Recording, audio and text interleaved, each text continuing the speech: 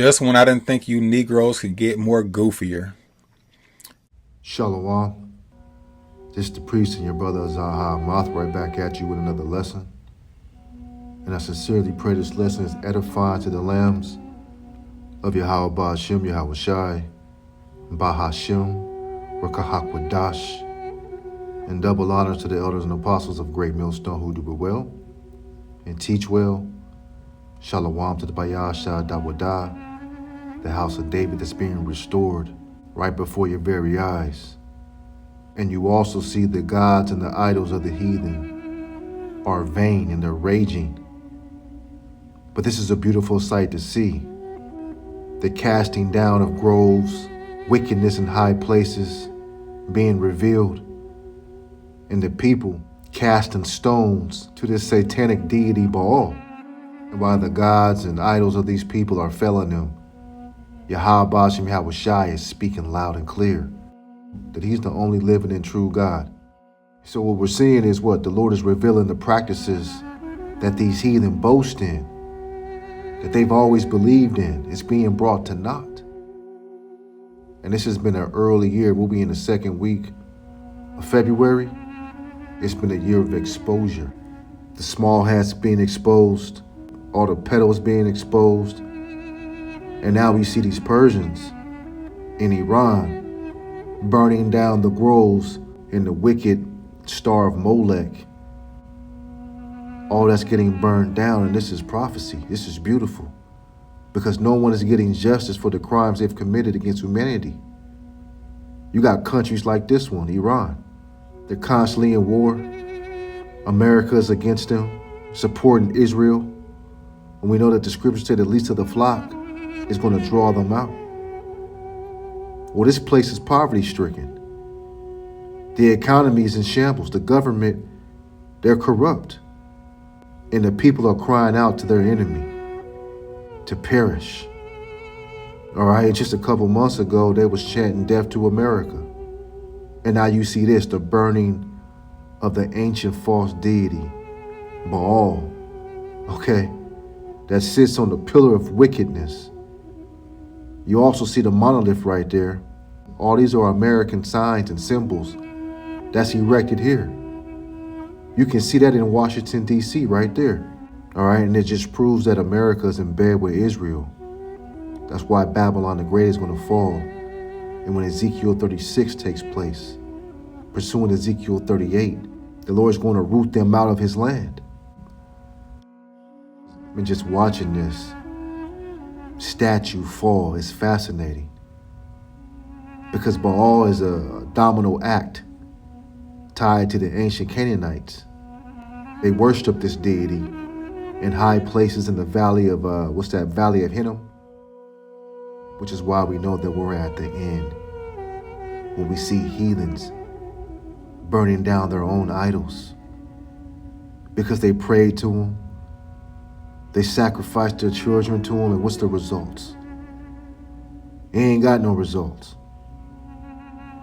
Their gods aren't showing up.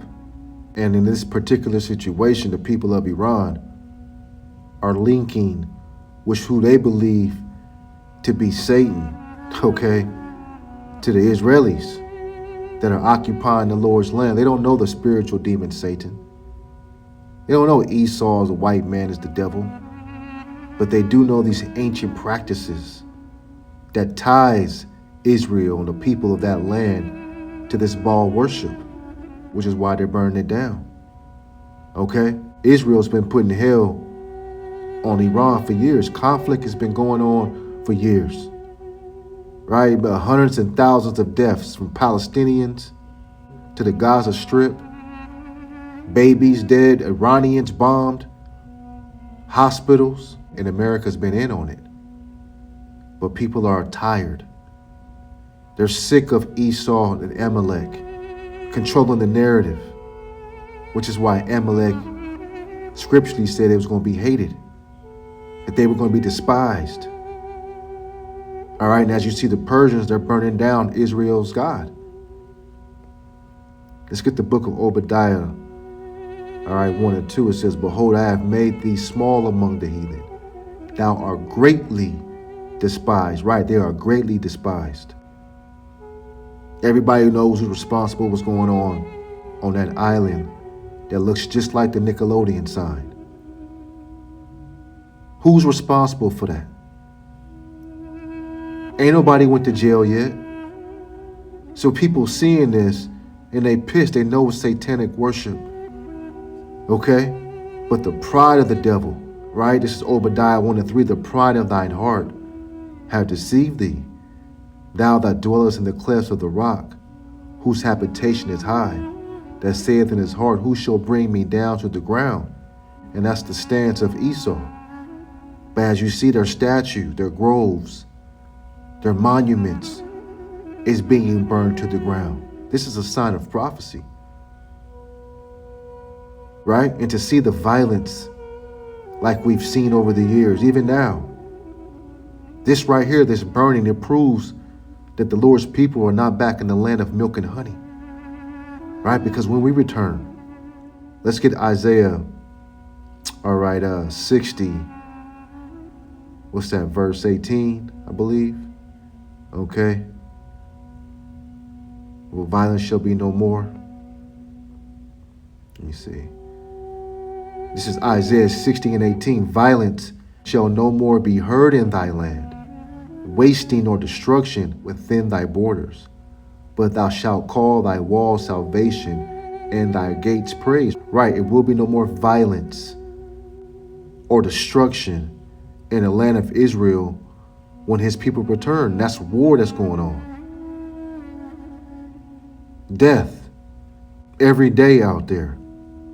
And the worship and burning of idols is still here to this day. We watching it. We watching it. There ain't no peace in the so-called Middle East, which is really just Asia. So when Yahweh Shai returns, we're not going to see the star of Molech on a bull that has no power. If it had power, these idols that the heathen pray to, why can't it stop itself from burning and falling? You see that? Because there's no life in these false gods. But when Yahweh Shai returns, we're going to have peace. All of these people that are getting hell put on them, they're going to be able to live in peace once our power returns.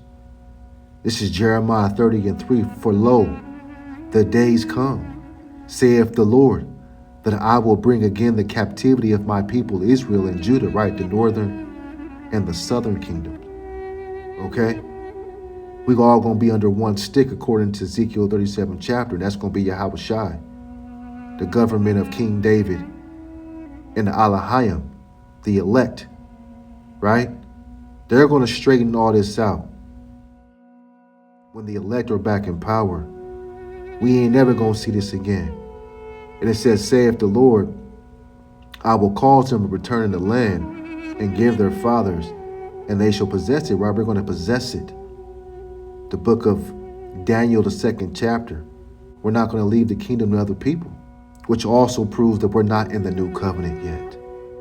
The Lord's people haven't been brought home, and we're not in a new covenant. That's why we're waiting with patience for Yahweh Shai, that when he returns, the scriptures say the corruption will be overcome. But right now we see what? The heathen are raging. The Lord made his name, dreadful to the heathen. They call him Hashem, and their God Allah and idols, they ain't working. Baal itself, let's deal with this. Where does it come from? Where does it derive from? What does it mean? Baal is a Shemitic word. It means Lord. That's all it means. Master or owner. But it also refers to the Canaanite deities. You had a fertility god, Hadad. The name Baal also is in places. It's in personal names. The Bible portrays Baal worship as idolatry. Contrast to the worship, of a real power, Yahweh. And the Bible mentions several Baals. But it's usually, indicating some type of local cult. In Babylon today, you have Molech. That's an idol. It's a false god to the heathen that the heathen sacrifice their children to. All right, well, it's a lot of that going on right now in the news. Government officials protecting these people, right? The ancient Canaanites. They delivered their children up to Molech. What you think is going on in the Bohemian Grove? They got an owl, okay, that's erected. These are the idols that these people are into. Just like the Phoenicians, the Carthaginians, right? Ancient deities practices back today. What you think Planned Parenthood is? It's a high place for wickedness. It's a grove where children go into, mostly Israelite children, and they're terminated, being passed through the fire, right? And what you think they're doing with them embryos and fetuses? And it has to do with the temple fallen and worship of devils. All of this is tied into the same thing. Listen what this Edomite says to the so-called black woman about how special her inward parts are. Stem cell technology that Peter and I are investing in is called SCNT, which takes the egg of a young, perfect woman specimen, takes the egg and takes out the nucleus and puts our DNA in the nucleus. They just go in and take it out. It's painful, right? Huh? Is it painful to use this? Yeah, a little bit. And this is part of this genetic greatness that we don't see in any other race on the planet. These curvy, sexy black women from Africa. You girls have a kind of a monopoly on this genetic perfection, and we want some of that. So, girls, for $100, we will pay you for your egg. $100?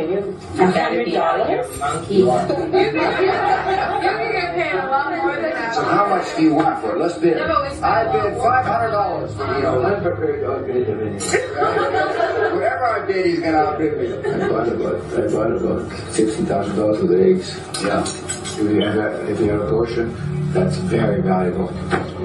Umbilical cord, and placenta, even your period blood is so rich with stem cells. We regard it as waste, and it actually should be. It should be captured as recycled, and it shouldn't go to waste. It's life for somebody else, and it's life for mankind.